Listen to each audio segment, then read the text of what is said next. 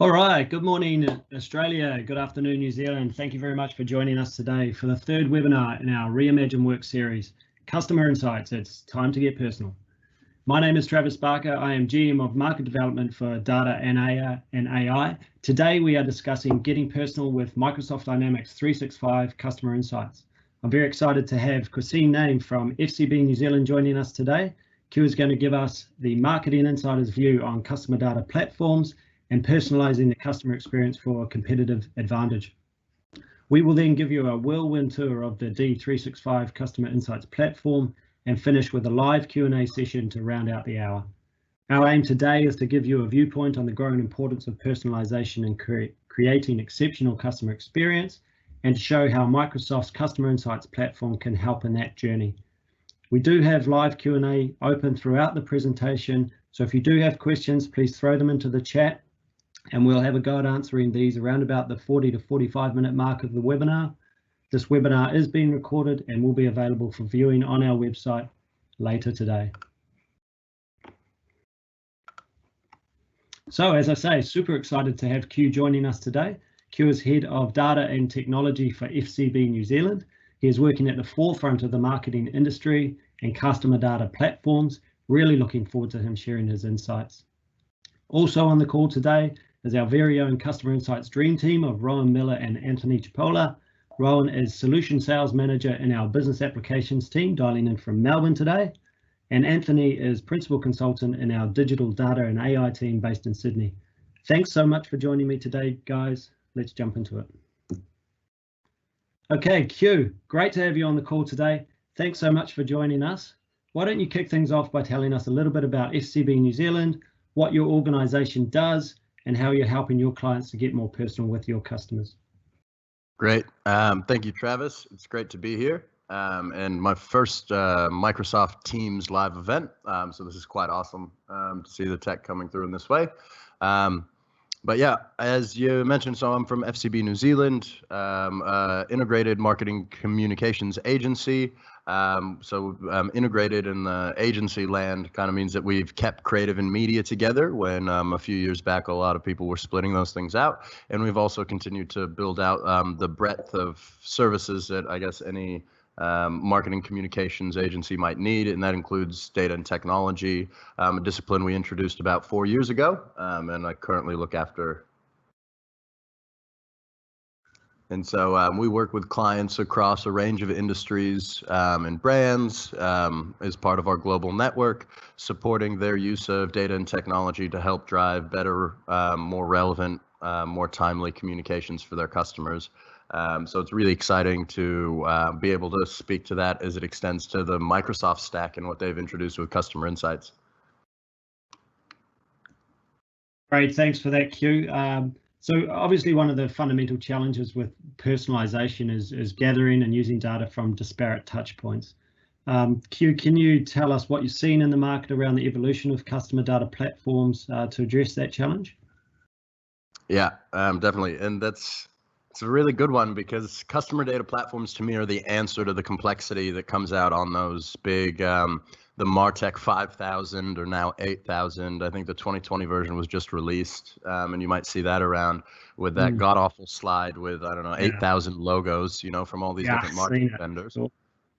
Yeah, and so I mean the disparity of data as well as the disparity of the technologies used to achieve what are meant to be consistent, connected customer experiences, right? That's what everyone talks about. Excellence in customer experience, and what does that mean? And the evolution of consumer expectations to, you know, to be able to have the same kind of interactions with a business or a brand at any touch point, regardless of the channel.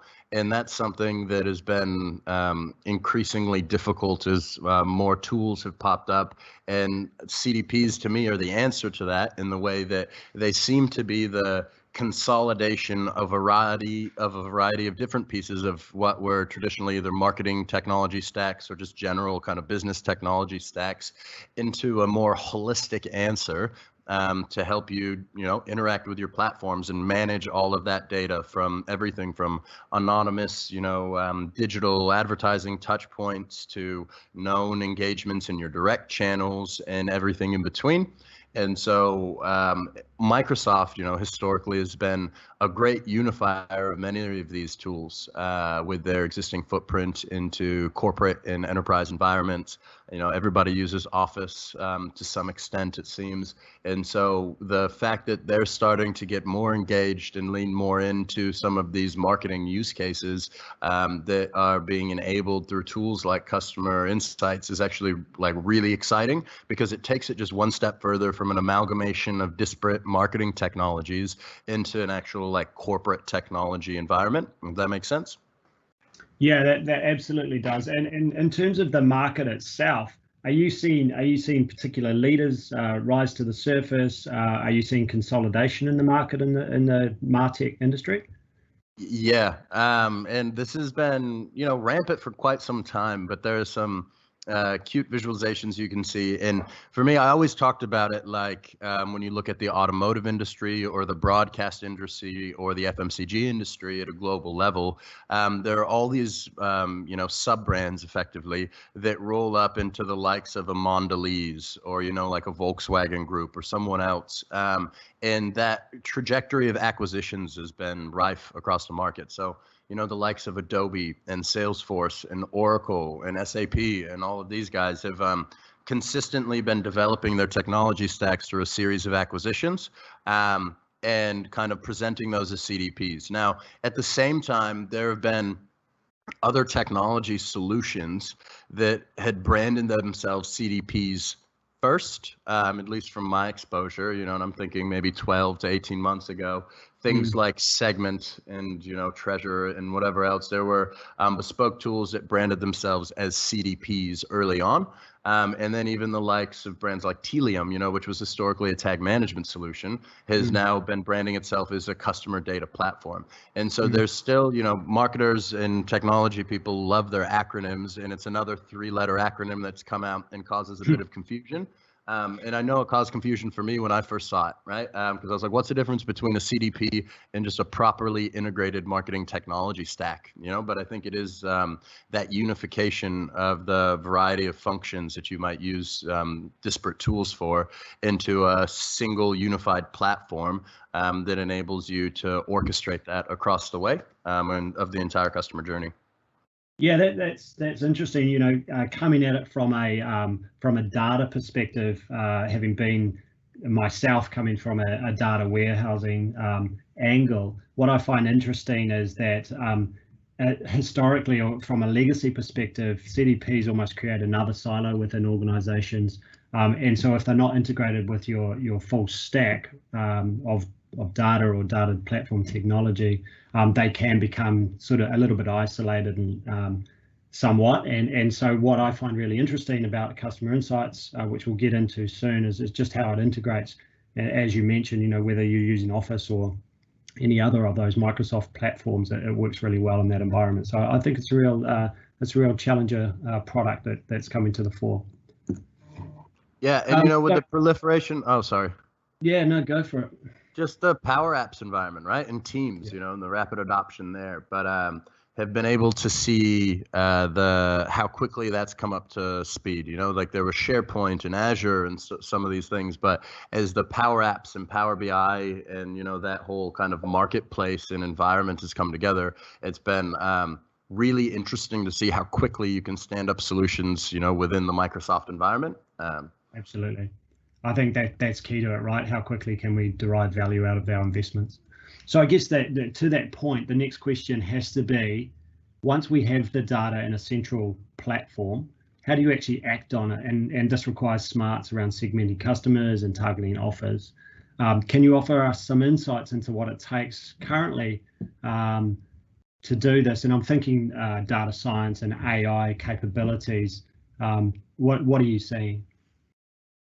Yeah, I mean, there's the two views to it, I suppose, right? Like clarity of objective is huge, having the right understanding across the board of what you're trying to achieve as you're looking to make a particular intervention, and then having the right stakeholders and resource on board. Like we do surveying of the marketplace and things, and the number one challenge that Kiwis self-report is always coming down to talent and resource and things like that. And I know working with our Aussie counterparts that we hear a lot of the same there. So of course there are some of those things that are true for almost any task that you're trying to achieve.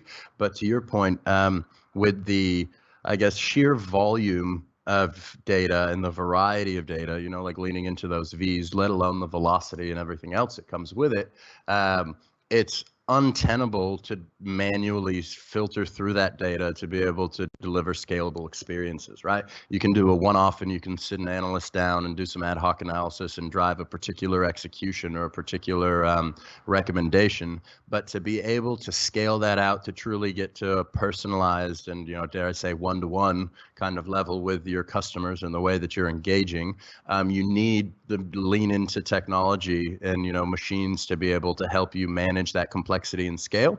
And so that's really where data and AI comes into play.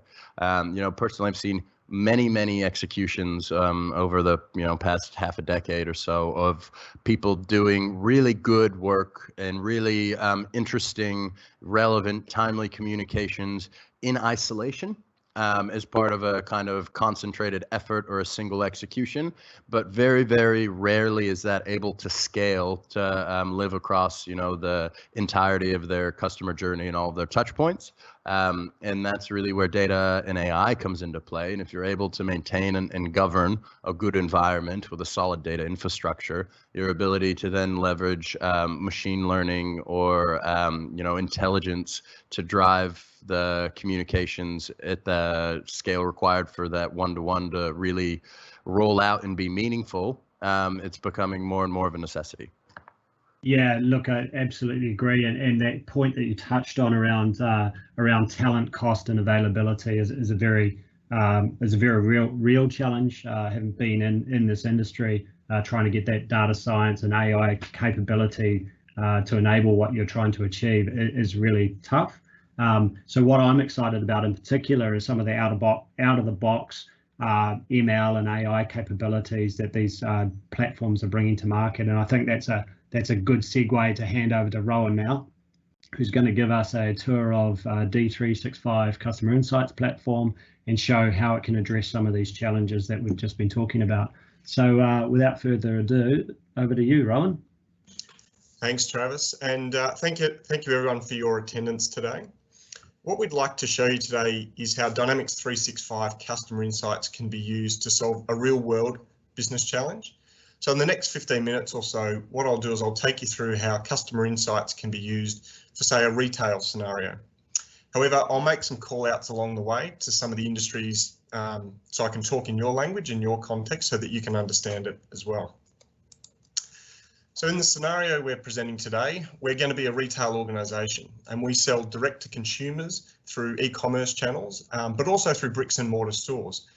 So this organisation, we have the goal of increasing our customer spend through more personalised and timely communication. So for example, perhaps we want to move some of our traditional bricks and mortar through to e-commerce in this particular time. But we also want to retain customers, and we're keen to understand through insights whether a customer is likely to churn or not so that we can intervene beforehand. Some of the indicators for churn could be poor customer experience, or perhaps we're taking some of our lead indicators based on, say, reduced spending patterns over a 3-month period, or it could even be detected through reduced engagement through our marketing platforms. So as you can see in this diagram, this business, possibly a little bit like yours, has that multiple systems of record for the customer data. So in the case of our retail organisation, we can see on the left-hand side that we've got one version of Jeff Smith's contact record, and that's defined in our marketing solution. Now, in this case, it's Dynamics 365 marketing, but equally in your organisation, that could be Salesforce, Adobe, Marketo, or any other marketing platform. We also have a different definition of Jeff's customer record in our web e-commerce solution. And alongside that, we've also got the online order history for purchases made by Jeff through that platform. Jeff also has a record in our loyalty database, but unfortunately, somewhere along the way, Jeff's name got misspelt with a J instead of a G. Now, we know this is a pretty common issue when unifying customer data, but luckily for us, Customer Insights has a solution which we'll look at in a moment. We also have other potential sources of customer information, such as social or mobile apps or Wi-Fi.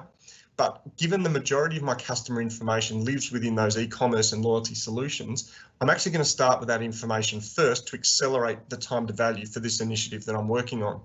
I can come back to these other data sources down the line. So look, whilst we're working here in a retail case, I hope you're starting to make some connections to some business problems that exist in your businesses today.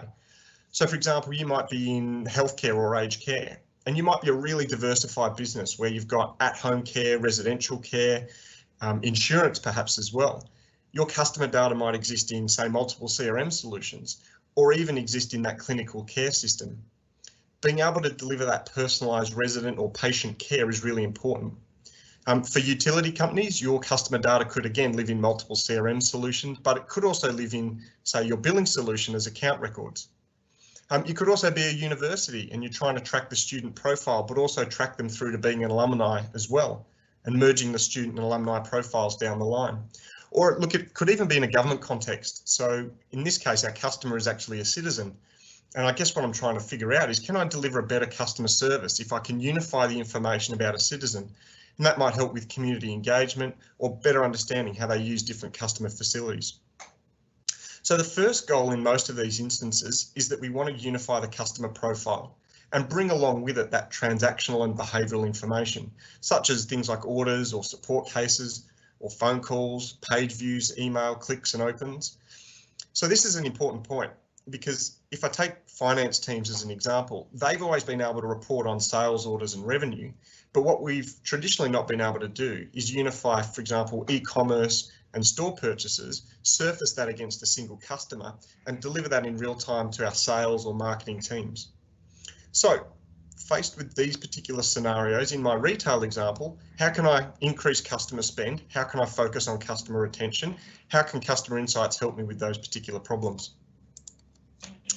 So the key steps for implementing Customer Insights are really illustrated in this graphic, and I'll walk you through each of these components over the next few minutes. So from the left, the first step is what we want to do is ingest that customer data from all of my line of business applications. And again, this could be any CRM, ERP, web, marketing, or even a data warehouse. Once we've collected the data, we're going to use Customer Insights to unify the customer profile. For me, this is the power of Customer Insights, because previously we've tried to tackle these problems in a few different ways. We might have used integration through CRM or data warehouses. And as I'll show you in a minute, this process is all completed through one single cloud-based application and no coding is required. Once we've unified our data, we can then move into insights. And this is because now we've got all of that customer information in one place. I can start to do things like build out a machine learning model, which is going to predict if my customer is going to churn or not so that I can intervene. I can also deploy analytics, and that'll give me insights into where and when my customers are spending money across both e-commerce and physical stores. And lastly, on the right-hand side, we've got the action. And this is where we can use that information about an individual to deliver that personalised service that we've promised to them. So this is done through segmentation. Because we have a unified profile and that rich data, we can better segment customers for some of those personalised marketing communications. We can also surface that single view of customer in our CRM system so that customer service staff have up-to-date information from all areas of the business so they can engage with a customer and solve those issues first time. We can also surface this information in mobile and tablet applications and take them on the road. So for example, it could be greeting customers at the shop front or at events, or perhaps in a council context, engaging citizens at community forums. So now we've understood that process from the left-hand side of ingestion through unification, insights and action. Let's step through the process. Now, of course, I'd love to show you all these in a live demo over the next 10 minutes. And even though Customer Insights is very simple to use, what we've done is highlight the process through some key screenshots just to keep to time today. So where I'm going to start is I'm going to go to the end. So in this case, what we're looking at is the finished product once I've gone through the Customer Insights process. So in this case, I've logged in as Anna. I'm looking at Customer Insights and look, Anna could be from marketing or sales, customer service or perhaps from the community engagement team. And she's getting enterprise-wide insights from those unified profiles. So in this case, we can see in the top left, we can see the average online customer spend, and we can see the percentage churn score. Now, Anna's going to be working hard to increase both of these metrics over the coming weeks. We can also see the growth of customers within the segments that we've defined. So you can see on the bottom left, we've defined a segment for high earning, health conscious shoppers. And we can see that the number of members in this segment has grown over time, which is a really good indication of business health. So how do we get to this finished product? Well, let's go back to the start, where the first step is we're going to ingest our customer data. Now, if you remember from this slide, this step's all about ingesting data from any source of customer information. So it could be customer profiles, transactional data sources from things like orders from your ERP finance solution or e-commerce, or it could be behavioural data such as email clicks and opens from your marketing solutions. So this is our first look at customer insights. So from the left-hand side menu, you can see that we're in the data sources area, and this is where we're going to ingest all of that customer data. So using a rich list of predefined connectors, we can pull that data in within a few clicks. So some of the data sources we can use could be flat files, but also databases such as Microsoft SQL Server, Google, or even other SaaS products such as Salesforce, or we can connect to other platforms through the OData API connectors. Now, for organisations who are familiar with tools like Power BI or Power Query, hopefully these screens are starting to look a little bit familiar, because it's actually the same underlying Power Query technology that allows us to ingest data using a point and click web style interface. So there's no SQL coding required. It also allows you to treat the data or filter the data before it arrives in customer insights. So, for example, we might decide that we want to limit the amount of marketing engagement data to be only within the last year, for example. But, for e-commerce transactions, we might want to bring in all of that information. So the next step in the process, for me, this is where the magic happens. It's that secret source of customer insights, which can accelerate your customer experience program. So we've just completed the ingestion, but what we're going to do now is the map, match and merge process to produce that final unified customer profile. Now, again, this process was probably typically done in CRMs or data warehouse or middleware, but here's how we're going to do it in customer insights. Okay, the first step is what we call map. Now, I'm sure you've all faced a similar problem like this before. You're trying to unify your customer profiles from different systems, but the data schema is intrinsically different. For example, some systems have a field for first name, and that field might be called F name. But other systems, as we can see here on screen, are called first name.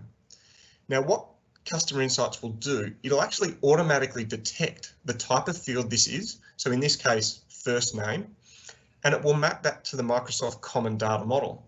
Now, if you haven't heard of the Common Data Model before, it's a standardized language used across providers like Microsoft and SAP, which allow that data to be shared across multiple applications.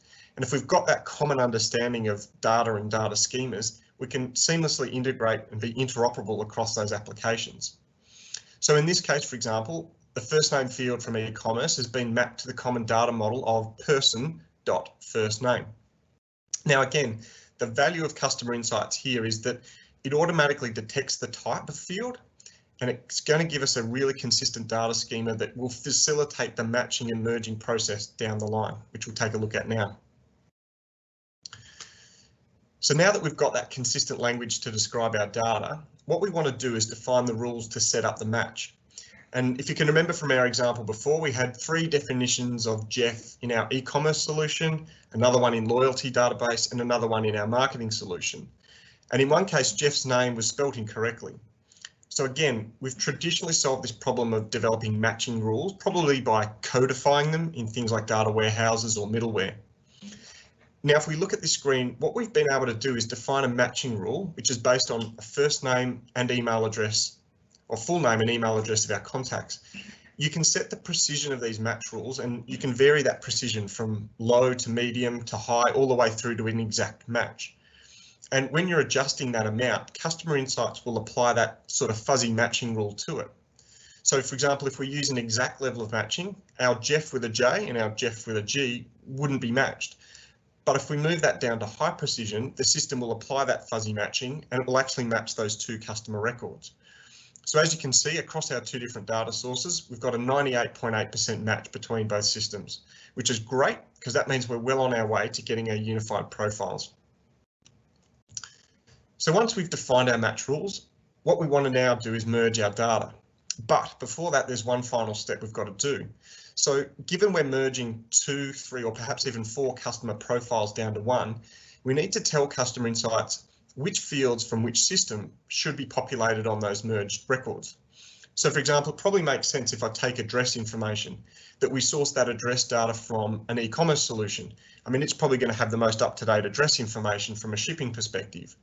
But perhaps we might want to use, say, a date of birth from the loyalty system.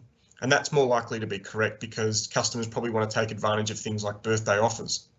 So once I've finished that merge process, I kick off the merge and that's going to run in the background. What I'm now going to do is I'm going to kickstart that merge process. While it's processing, I'm going to develop some measures. And these measures are like summary fields, which when they're appended to the customer record, are going to be calculated from that existing data I've ingested. So for example, here, I want to calculate the average store purchase. And this is going to be an average from all the POS transactions, which is data I ingested at step 1.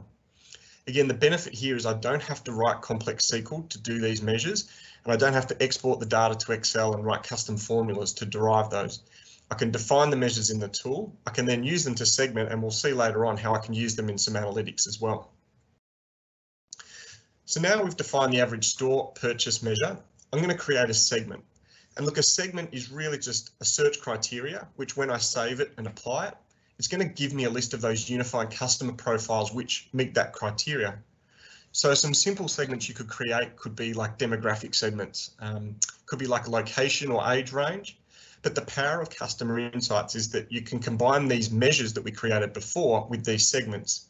So for example, in this case, we've defined a segment for high value online customers with an average purchase value of greater than $138. And we're going to use this segment to target them with high value offers later on. Now, previously, I probably couldn't do that in my organisation because that data was siloed in different e-commerce and loyalty systems. So this makes it really easy for people in marketing or sales who want to run campaigns, but where the traditional methods required us to, manually merge customer data information or write complex SQL. Customer Insights gives us that within a few clicks. Lastly, what we want to define is the activities that we want to surface on the customer record. This is going to give us that unified timeline view of, some of those key moments of truth in a customer journey. So some of these activities will align to our customer journey maps, which we've already defined as part of our customer experience program. And if we highlight these activities, we can better segment. So for example, if I have 3 purchases of baby clothes in 3 months, that probably tells us our customer is in a life stage segment of early parenthood, and I can target offers relevant to them. By defining those activities, it also gives us the ability to provide a unified activity view to our customer service staff. So let's go and have a look at what our customer unified profile looks like.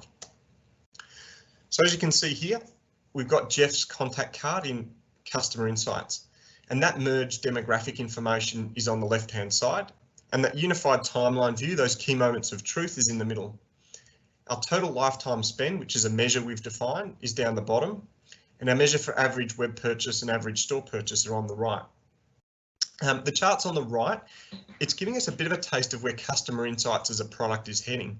So in the future, we'll be able to enrich our Customer Insights profiles with external data sources such as brand affinity, which gives us more data on which we can segment and personalise.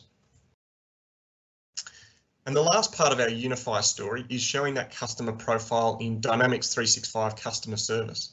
So in this case, James is our customer. He's raised the customer service query, and we're embedding that Customer Insights profile and timeline into our unified profile.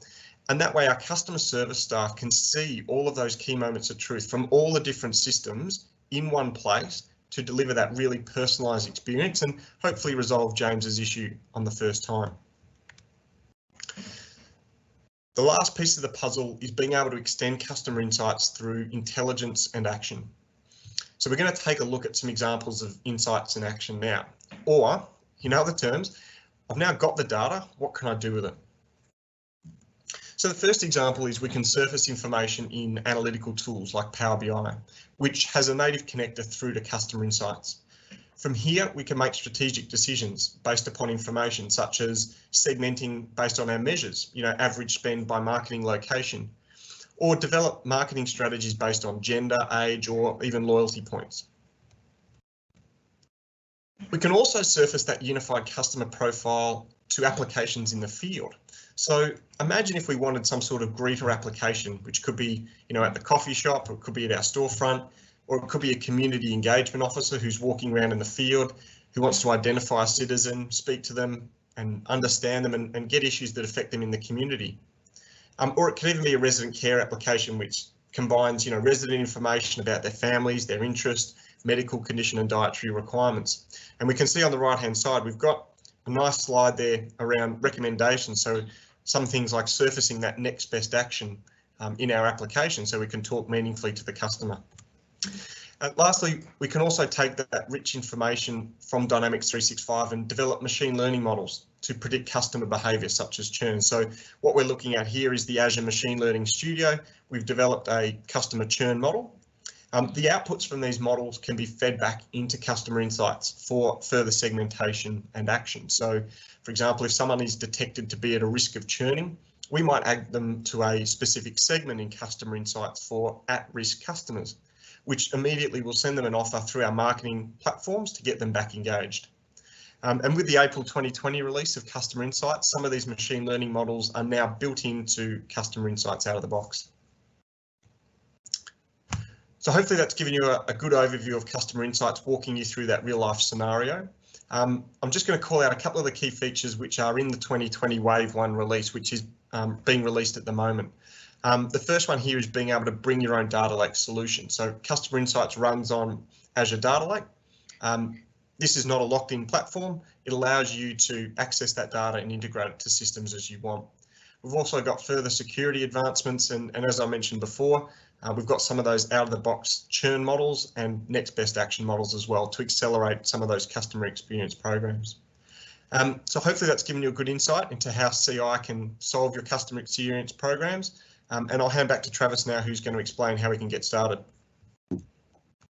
Brilliant, Rowan. Thank you very much for that. Now I know that's a lot to take in if you're not familiar with the Customer Insights platform. So I want to point you to a couple of Jumpstart offers that we have available to quickly try the platform and test the value for yourselves.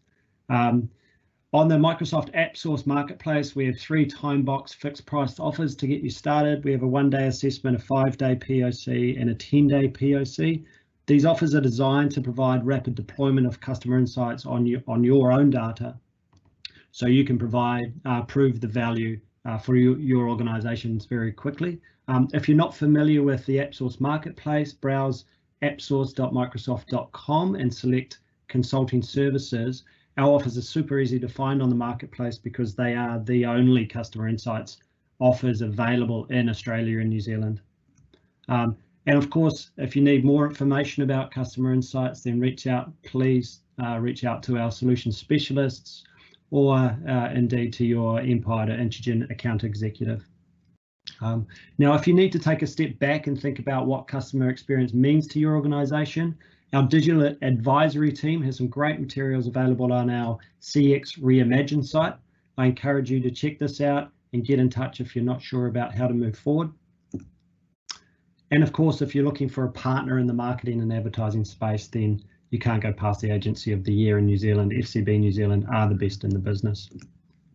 Before we jump into the Q&A, I just want to give a shout out to Q's annual Martech survey. Jump in, take the survey, and you'll get a copy of his State of the Nation report once he's compiled his findings. So we have about 20 minutes left to answer some of your questions. Please keep them coming in. I'm going to hand over to Anthony in a sec to facilitate the Q&A, but before I do, I'm going to put Q on the spot and ask him the very first question. Q, what do you see as the #1 challenge facing marketing teams wanting to jump into a platform like Customer Insights? Thank you, Travis. Big question. Putting you on the spot there. Yeah, and I love it. And You can come at this from a few different angles. As we've touched on, the concept of like talent and resource. Legacy systems also has a big play.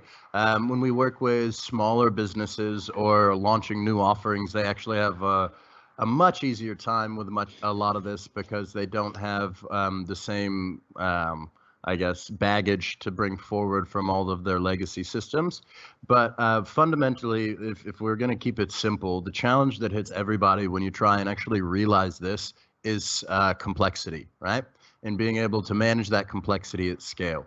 And that's, again, where clarity of objective and understanding, what are the metrics that matter and what are you actually trying to move, and then being able to have that as the anchor or the platform from which you hang off all the various executions seems to be the best way to work through, I guess, the challenges that come with competing business objectives from different functions, whether that be sales and operations and marketing and what have you, competing technology solutions often, right, that you're seeking to integrate and consolidate.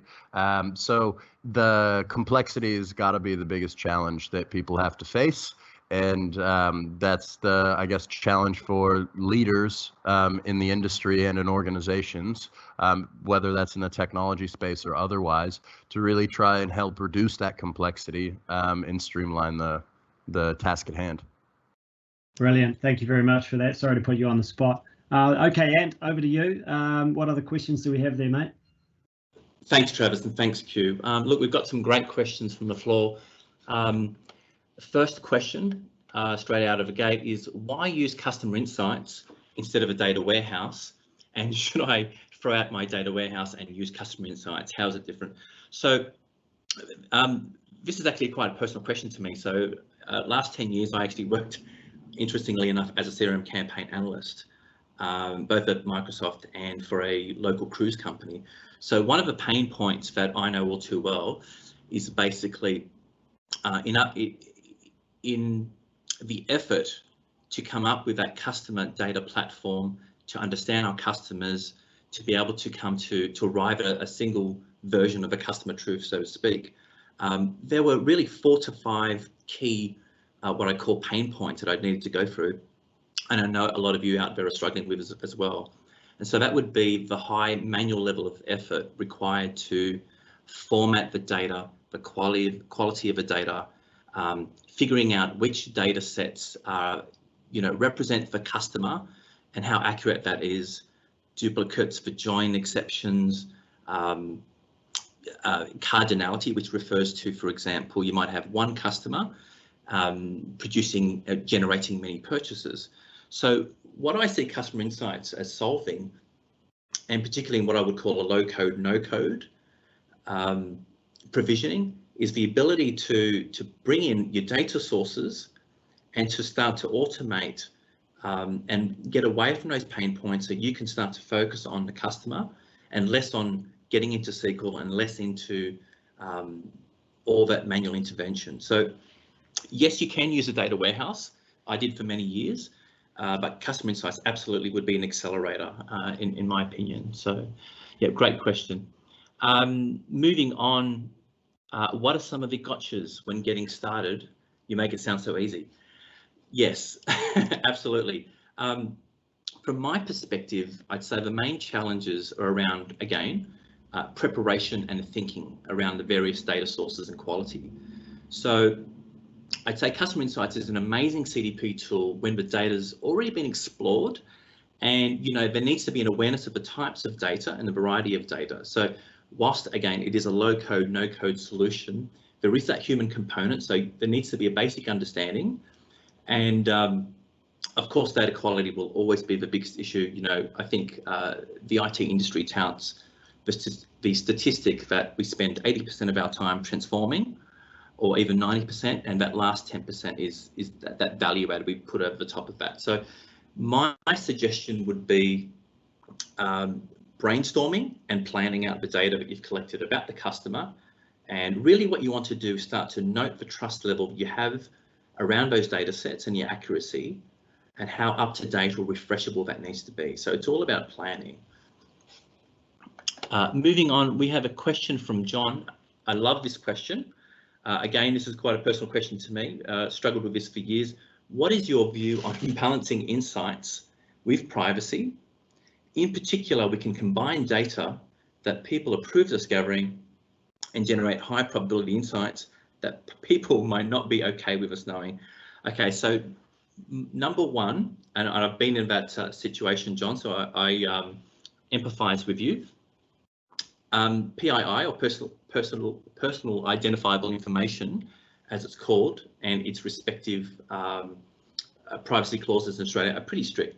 So my suggestion, number one, we always respect PII, and it's all around what the customer has consented to in terms of the collection and use of their data. So for me, absolutely would always respect PII number one over insights, and we must do that. But generally, what we can do is start to aggregate. So when you collect information that, of course, the individual has consented to, using aggregation methods, we can arrive at, and I think you're hinting at that this here in your question, John, around generating high probability insights. So as an example, if we collect a population of individuals and their behavioural characteristics, we can start to generalise, aggregate, and then we don't have that view of the individual anymore. It becomes more of an insight that we can use to inform a segment or a decision for a marketing campaign. So great question, John. Moving on, can I integrate customer insights to other systems and surface the customer profile into things like Salesforce? Absolutely. So in speaking around the notion of connecting to data sources, exporting to different data sources, obviously importing, there are 30+ connectors. Additionally, there's an API call that can be made that connects to Salesforce through what we call the common data service, which it's a bit of a wrapper, which sits above the cloud data storage. So as Rowan mentioned, the default storage for customer insights is the Azure Data Lake, and above that sits the common data service, which takes advantage of that common data model, right, to standardize the entities. So absolutely, there is an API call you can make. And I think just as an additional to that, if you're wondering around how real time can you make that, currently there's sort of two methods to sync your data. The first is the native refresh schedule in the systems option in customer insights. So there is just be aware, guys, there is a limit of 10 on-demand refreshes per day per workspace. But if you're looking for that real up-to-date, real-time data, you can make calls to the API 5 times per minute, actually, which is pretty robust. So fantastic question. Another great question. Do I need dynamic CRM to use customer insights? This is the beauty. No, you don't. So the wonderful thing about customer insights is if you are looking for an automative process, which gives you that drag drop, low code, no code control of your data sets, where you want to be able to assign what is the version of truth in terms of that customer profile or a company profile for that matter, and you want to augment and enrich through different attributes, it doesn't necessarily need to be dynamic CRM. So as an example, you could export your contacts out of Salesforce and bring that in as your default source of truth, and then start building on that in terms of the behavioral data sets in addition to that. Moving on, is this a master data management solution? So another great question. No, it's not. So typically the difference between an MDM and a CDP, which is customer insights, an MDP solution, it's typically defined by strict rules that identify where the source of truth is, and it's really seen as an enforcer. Right, so it's more of a play between, it plays the traffic cop between the integrated system, whilst the CDP, which is customer insights, It doesn't care if the systems are integrated. It's what we'd call an aggregator, but not an enforcer. So there is a bit of a difference there. Where is my data stored? Great question. Is it in Australia or the USA? So you might have noticed currently, if you are running a trial version, when creating a new environment, there are currently 2 options under the trial, which is Europe and the States. However, you do have access to the full 11+ geo regions, which include Australia as well. So there's full control over which geo regions you need your data to be stored.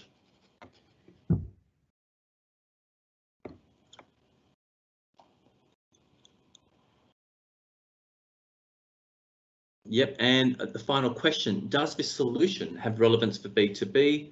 As an example, an international food commodity exporter? Absolutely.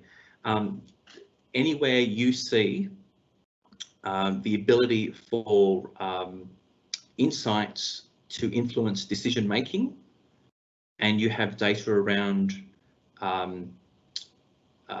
entities such as distributors, exporters, customers of any sort, absolutely. For me personally, I see customer insights as being an accelerator, and as going back to my previous mention around moving away from that manual intervention, high volume, high level of effort, to centralize that view, to get that 360 view of the customer. It's an accelerator to get past all that and start to add value. So absolutely, B2B particularly. So yeah, wonderful questions, and I will hand it back to Travis. Thank you, Ant.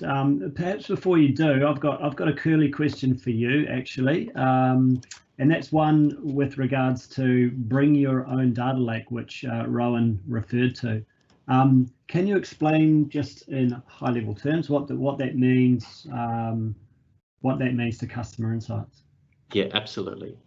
So currently today, by default, Travis, when you set up an environment and a new instance of customer insights, by default, you are provisioned with a default data lake generation 2, right? So and just on that point, the difference between a blob and a data lake Gen 2 is the data lake Gen 2 not only gives you the power of a object store, but also that hierarchical folder control that you would need in separating out your data sets. But getting back to the question, so in terms of a BYOD data lake, this gives you really the ability to mash up your data in your own SQL store as an example, but it's basically giving you that control back and saying, I need to store my data in my own tenancy, in my own database where I've got my other data sets to be able to transform and mash up and enrich and augment. So that's BYOD. The additional to that, Travis, is the idea of bring your own data lake. And so what this allows you to do is really export data from all your companies to another Microsoft Azure SQL database. Typically, the feature of this is using a single job. It allows you to pin Power BI dashboards to finance and operation workspaces. And really, it's all about creating mashup scenarios easily without having to download the data onto on-premise data warehouses. So really, the cost of storing that data in a data lake is much lower than storing it in a SQL database.